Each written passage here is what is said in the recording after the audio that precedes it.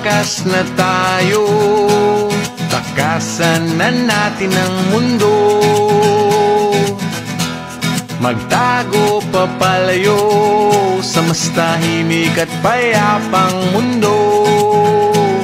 Umubulong ang hanging amihan at huni ng ibon. Dumudulog at tinatawag na tayo ng bundok.